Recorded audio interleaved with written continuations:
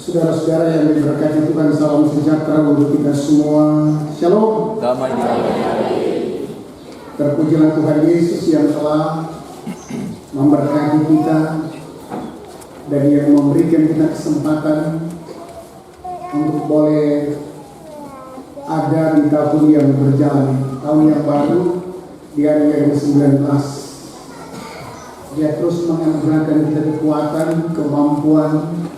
Dia beri kita kesehatan, sehingga kita boleh beraktivitas, menjalankan segala tugas dan tanggung jawab yang dipercayakan kepada kita, apapun panggilan kita, sesuai dengan bidang kerja kita masing-masing. Saudara-saudara, di hari ini secara khusus di Jamaat Musola Fidel di tahun 2025 ini nanti akan dilantik panitia Hari-Hari Raya Gerejawi tahun 2025 di Malaysia. Jadi sekaligus juga panitia yang ada di jemaah dan juga ada panitia-panitia yang lain di jemaah ini yang sebentar saja akan dilantik. Semua itu dalam rangka kita merefleksikan panggilan kita ketika Tuhan memberikan kita kesempatan untuk boleh menjalani kehidupan di tahun yang baru ini. Apapun yang akan kita lakukan, semua bukan untuk kemuliaan kita, bukan untuk supaya kita lebih dikenal, tetapi segala sesuatu yang kita lakukan semua untuk kemuliaan Tuhan melalui pekerjaan-pekerjaan. Saudara-saudara, di minggu berjalan ini ada berita firman Tuhan yang hendak menghantar kita di dalam menjalani kehidupan yang Tuhan karuniakan ini.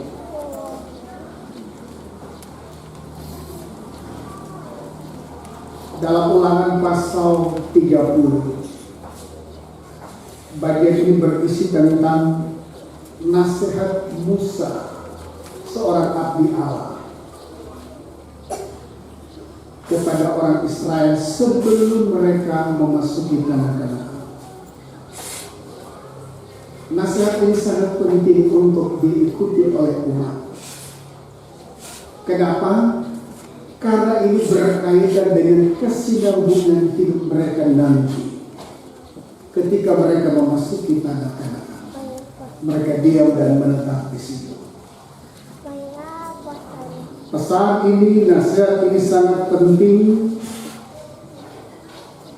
karena Musa sendiri tidak akan turut serta dengan mereka memasuki tanah Kanaan. Dia sendiri cuma cukup sampai di perbatasan. Dia cuma tengok, lihat. Tuhan bilang, "Anak tengok ke sana, so itu tanah Kanaan yang diberikan kepada umat Israel." Tapi dia sendiri tidak akan menikmatinya karena dia pernah mengecewakan hati Tuhan saat menjalankan tugas. Jadi itu konsekuensi dari seorang abdi Allah yang ketika dipanggil oleh Tuhan tapi mengecewakan hati Tuhan, maka itu resiko. Musa hanya sebatas untuk memberi nasihat dan motivasi dan mengingatkan mereka. Apa yang disampaikan Musa dalam nasihat ini? Mari kita perhatikan bacaan kita tadi. Nasihat Musa ialah supaya orang Israel itu hidup dan mengasihi Allah, melaksanakan perintah Allah. Perintah Allah itu apa? Yaitu mengasihi Tuhan Allah. Sudah sederhana. Karena itu Musa bilang perintah ini jauh-jauh, nyanda di laut, nyanda di langit, supaya ketika ada di laut, di seberang laut, mau dia ada alasan untuk jauh, mau diambil, atau ketika ada di langit, tinggi sampai ada orang mau diambil.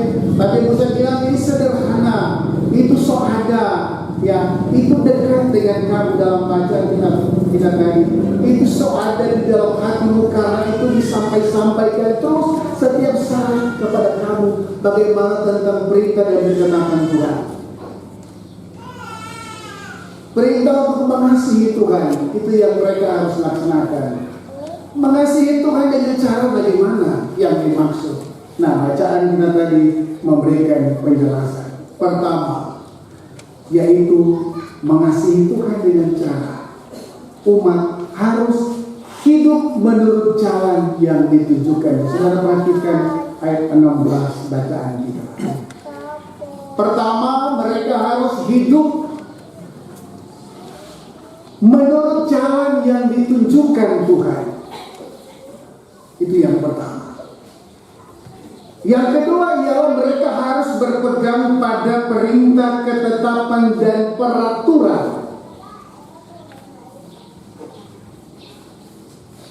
Ini sangat penting. Dua hal ini hal yang prinsip. Hidup menurut jalan yang Tuhan tunjukkan dan berpegang pada perintah, ketetapan, dan peraturan Tuhan. Jadi ini mengasihi Tuhan dengan cara seperti ini. Dampaknya apa bagi kehidupan mereka? Kalau mereka mengasihi Tuhan dengan cara hidup menurut jalan yang ditunjukkan, dengan cara berpegang pada perintah, ketetapan, dan peraturan, dampaknya bagi kehidupan mereka apa? Bacaan kita tadi memberikan penjelasan.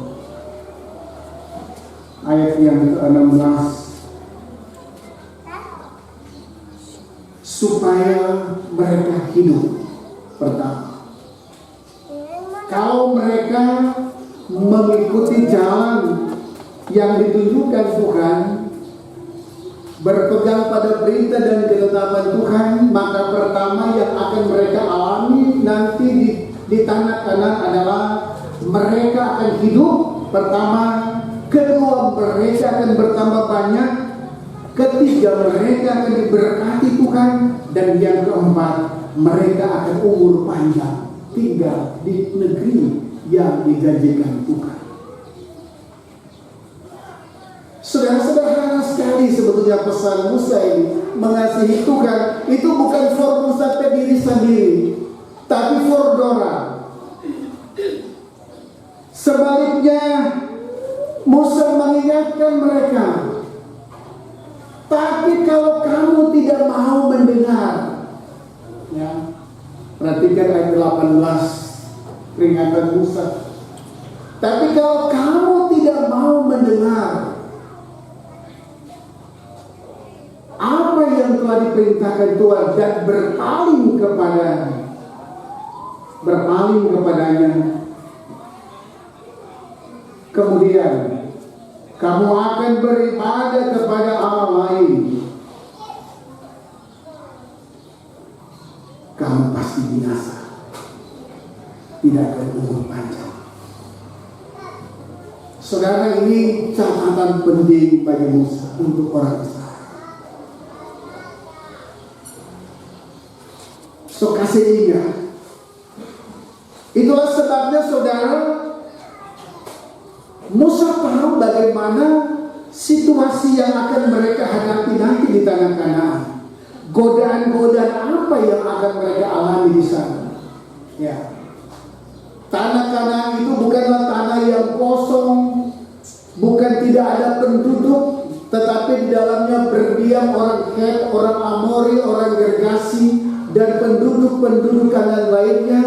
Mereka itu adalah orang-orang yang menyembah berhala. Mereka yang tidak percaya kepada Allah Israel. Dan memang orang-orang itu telah diperintahkan supaya disingkirkan. Tetapi tidak semua yang disingkirkan. Dalam catatan sejarah tidak semua.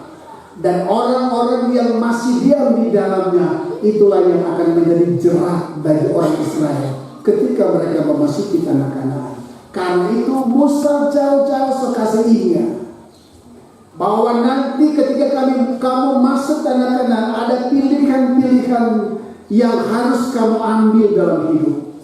Apa yang kamu pilih itu akan sangat menentukan hidup dan masa depan kamu. Dalam bacaan di sini dia katakan, terserah mau pilih hidup atau mati, mau pilih berkat atau kutuk. Tapi sekalipun Musa bilang terserah mau pilih mana, tapi ada penegasan penting bagi orang Israel. Pilihlah kehidupan, supaya engkau dan keturunanmu akan hidup dan umur panjang.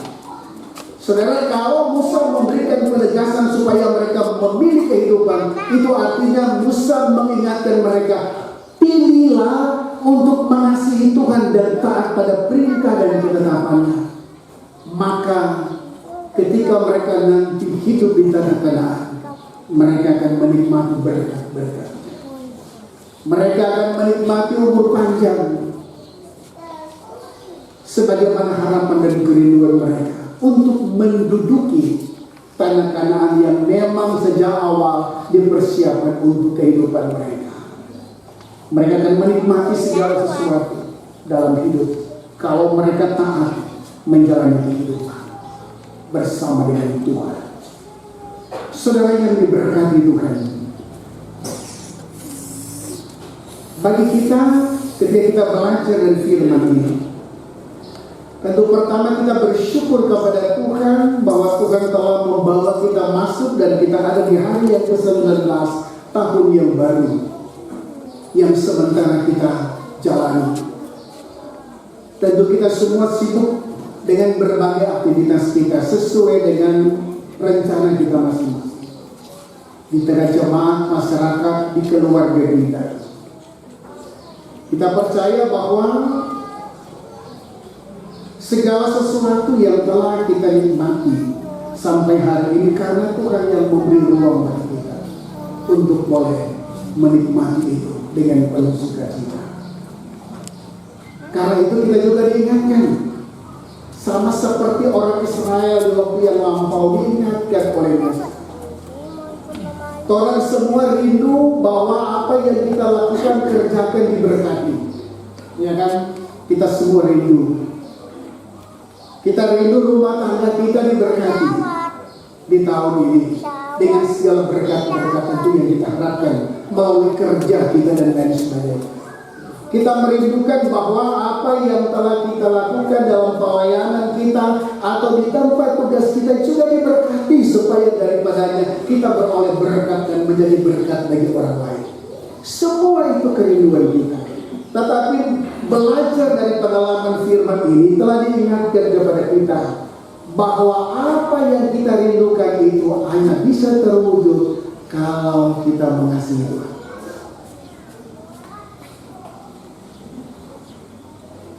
Artinya kita hidup menurut cara yang ditunjukkan, tidak menyimpang ke kiri atau ke kanan.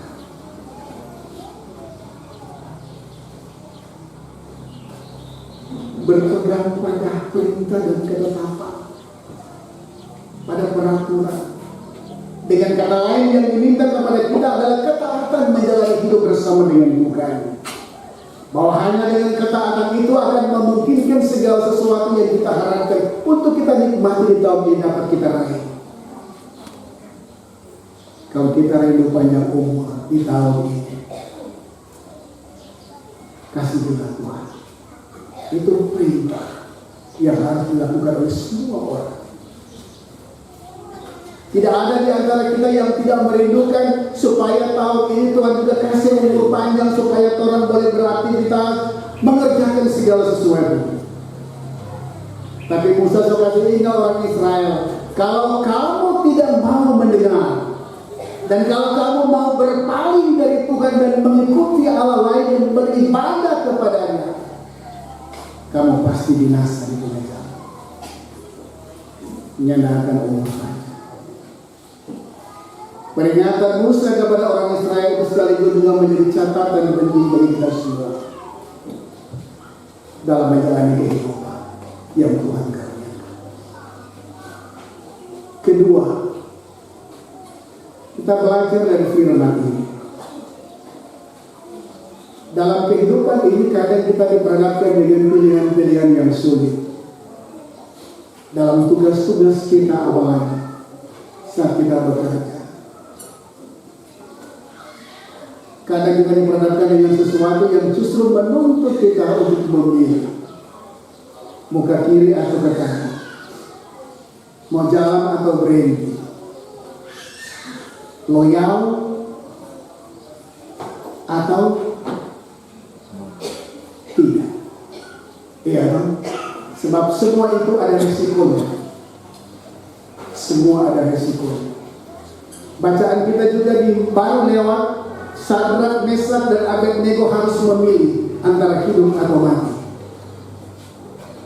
Ya, pilihan yang sepertinya sulit, tetapi bagi Sadrak, Mesak, dan Abednego itu mudah.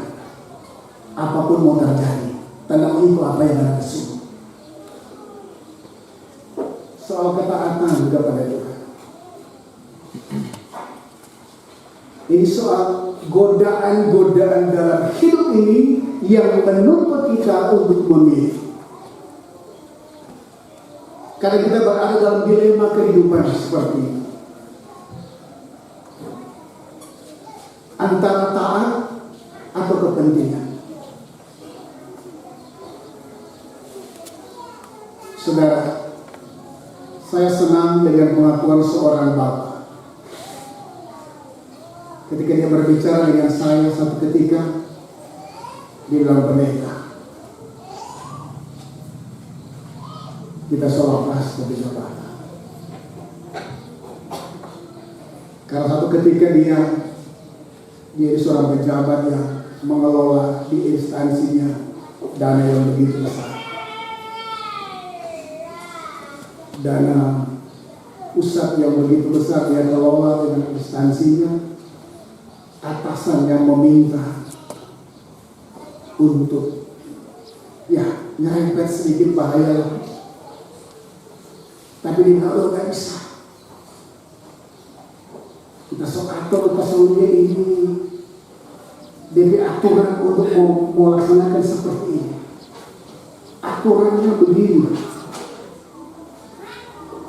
Tadinya atasannya mengerti dan memahami.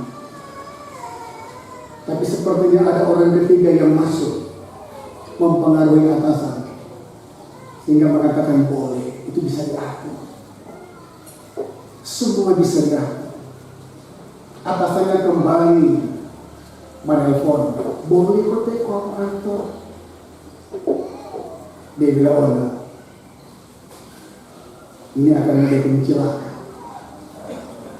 Apa sikap yang dia ambil?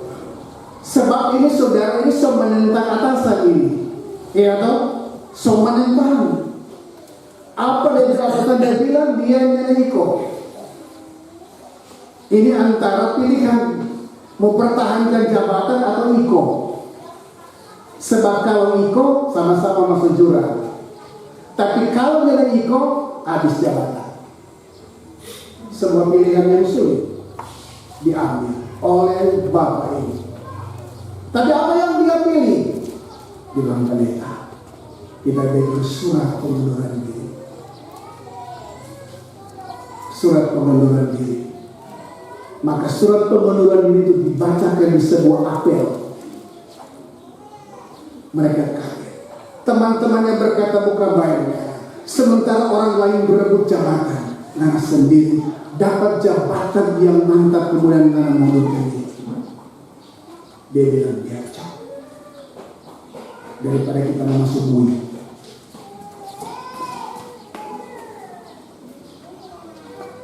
Daripada istri dan anaknya malu turun-temurun, Tuhan pasti menyediakan berkat yang baru.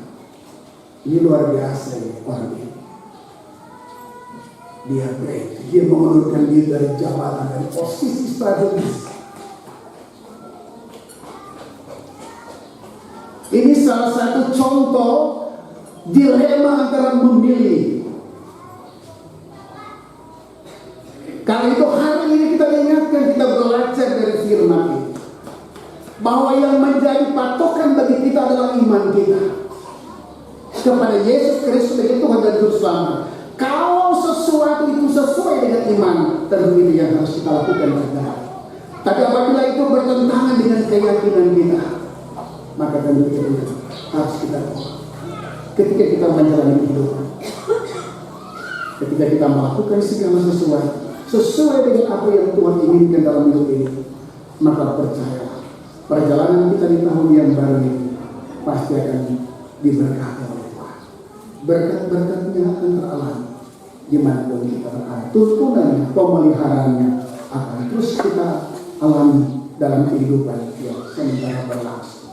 Saudara, semua panitia yang akan bekerja di lantik hari ini, baik di wilayah maupun di jemaat, apapun kepercayaan yang diberikan kepada kita, lakukan semua dengan penuh tanggung jawab. Lakukan semua dengan ketaatan kepada Tuhan. Karena sekecil apapun yang kita lakukan, semuanya untuk hormat dan kemuliaan Tuhan. Karena itu, ketika dilantik, jangan cuma dilantik, jangan cuma sampai dilantik. Setelah bekerja, tidak bekerja. Jangan cuma bilang ya betul kan, tapi kemudian kita tidak melakukan. Apa yang nanti akan kita lakukan hari ini dalam pelantikan, itu akan kita pertanggungjawabkan kepada Tuhan yang telah menugaskan kita pada pekerjaan-pekerjaan ini. Saya percaya kalau kita melakukannya dengan taat, dengan setia, dengan pengabdian, dengan penuh dedikasi untuk pekerjaan Tuhan ini, maka semua yang akan kita lakukan pasti diberkati dan kita akan sukses di dalam pekerjaan-pekerjaan yang Tuhan percayakan ini. Kiranya Tuhan memberkati kita semua. Terpujilah nama Tuhan Yesus. Amin.